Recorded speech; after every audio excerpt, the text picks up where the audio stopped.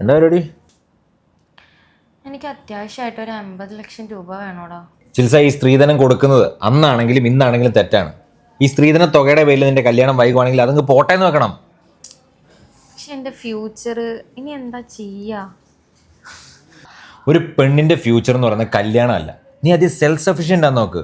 ഒരു investment plan എങ്കിലും start ചെയ്യേ. അതെങ്ങനെ? റിയൽ തീർ എന്ന് പറയുന്ന ടീമുണ്ട്. നീ അവരെ കോൺടാക്ട് ചെയ്യേ. പ്രോപ്പർട്ടി ഇൻവെസ്റ്റ്മെന്റ് സ്റ്റാർട്ട് ചെയ്യേ. അവർ നിനക്ക് ഏത് പ്രോപ്പർട്ടിയിൽ ഇൻവെസ്റ്റ് ചെയ്യണം, എന്ത് ചെയ്യണം, അങ്ങനെ എല്ലാ കാര്യങ്ങളും അവർ നിനക്ക് പറഞ്ഞു തരും. ബിലീവ് മീ, അതാ ഏറ്റവും നല്ലത്. പക്ഷെ അതിനൊക്കെ ഒരുപാട് പൈസ ആവില്ലേ?